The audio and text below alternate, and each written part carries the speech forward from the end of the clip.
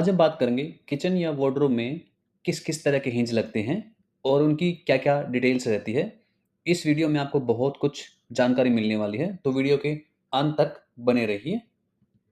आप ये जो देख रहे हैं स्क्रीन पर, इसको कहते हैं फुल ओवरले, जीरो क्रैंक। अगर लोकल लैंग्वेज की बात करूँ तो इसको फुल टक्कर भी बोलते हैं।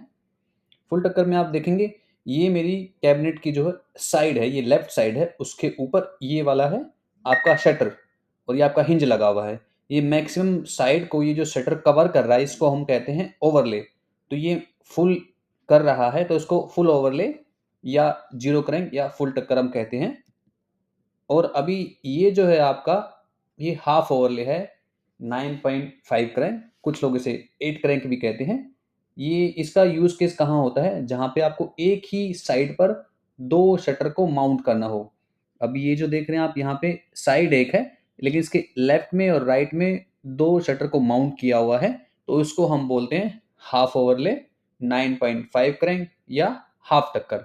ये जो 9.5 क्रैंक है, यहाँ से जो यहाँ की दूरी होती है, ये आपकी 9.5 होती है। इसलिए इसको यहाँ से हम मेजरमेंट लेके भी इसको पहचान सकते हैं कि ये हाफ क्रैंक या 9.5 क्रैंक का हिंज है। और ये जो देख रहे हैं अभी, इसको बोलते हैं इनसेट हिंज, 16 क्रैंक या अंदर अंदर। यहाँ पे क्या होता है, आपका कैबिनेट की लेफ्ट राइट टॉप बॉटम आपका सब विजिबल रहता है, टक्कर से विजिबल आपका रहता है। आप ये देख रहे हैं, यहाँ पे एक साइड है, यहाँ पे आपका शटर चल रहा है, साइड के अंदर अंदर चल रहा है, तो इसको इनसेट हिंज कहते हैं। तो किचन में मैक्सिमम आपका जो आपका जीरो क्रैंक यूज होता है या आपका हाफ क्रैंक यूज होता है। इनसेट के यूज होने के चांसेस बहुत कम होते हैं।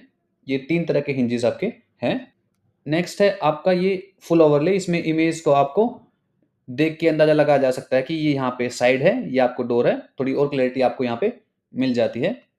दूसरा आपका जो मैंने बताया था आपको, हाफ ओवरले, तो यहाँ पे दो डोर लगे हुए हैं और पीछे आपका ये एक ही वर्टिकल पैनल ही आपकी साइड लगी हुई है। उसके बाद आता आपका इनसेट 16 क्रैंक का हिंज। यहाँ पे आप देख पा रहे हैं इमेज में, ये साइड है, ये साइड से फ्रंट की टक्कर आपको दिख रही है और यहाँ पे ये डोर है। नेक्स्ट आपका आता है ब्लाइंड कॉर्नर हिंज। जो हमें कैबिनेट के जब दो साइडें मिलती है तो उस एरिया को हम ब्लाइंड कहते हैं। तो ब्लाइंड एरिया में हमारा ये हिंज लगता है, इसको ब्लाइंड कॉर्नर हिंज आप कहते हैं, जिसमें आपका 90 डिग्री पे नहीं लगती इसकी माउंटिंग प्लेट, आपको पैरेलली आप देख रहे हैं, ये आपकी साइड है और यहाँ पे शटर लगा हुआ है। अगर इमेज में आपको दिख रहा है सही से, तो ये आपका ब्लाइंड पैनल या साइड कहेंगे और ये आपका शटर है जिसमें आपको लिमिन्स कॉर्नर आपकी या शेल्फ लगाते हैं। तो इस वाले एरिया में ब्लाइंड कैबिनेट में जो हिंज लगता है उसको हम कहते हैं ब्लाइंड हिंज। फिर आपका आता है एल शेप कॉर्नर। एक कॉर्नर में आपका ब्लाइंड लग सकता है, दूसरा आपका ऑप्शन होता है वहाँ पे एल शेप का कैबिनेट लगाए। तो जब एल शेप का कैबिनेट हम लगाते हैं तो हमें दो टाइप के हिंज चाहिए होते हैं। एक ये जो आप देख रहे हैं इमेज में, ये वाइड एंगल हिंज है। इस वाइड एंगल हिंज का उपयोग हम टॉल कैबिनेट में भी करते हैं, इसको खोल के, ताकि हमारे जो अंदर ड्रॉर लगे हैं उसको हम पुल करके बाहर इजीली ला सकें। और ये जो आप देख रहे हैं, ये बायफोल्ड हिंज है। इन दोनों का कॉम्बिनेशन आपका एल शेप के कैबिनेट में होता है। वो कहाँ होता है आपको मैं बता देता हूँ। अब मेरे पास एक लेफ्ट में ये डायग्राम बना हुआ है, एक ये राइट में बना हुआ है। आप देख रहे हैं यहाँ पे हमने, ये कैबिनेट की लेफ्ट साइड है, यहाँ पे हमने लगाया है वाइड एंगल हिंज, ठीक है। और दो शटर को जोड़ने के लिए, जब एल कैबिनेट में हम दोनों शटर एक साथ खोलना चाहते हैं, तो उस परिस्थिति में आपका वाइड एंगल हिंज और आपका ये हिंज लगता है, ठीक है। जब हमारे दोनों ही शटर इक्वली हैं, मान लीजिए 320 ये है और 320 ही ये है, तो उस केस में हमारे लेफ्ट साइड में आपका साइड के साथ आपका वाइड एंगल हिंज लगेगा और उसके हिंज के होल भी उसी शटर में होंगे। पैरेलली आपका दूसरा बायफोल्ड हिंज है, तो बायफोल्ड हिंज के कप के जो होल है वो एक ही शटर में होंगे।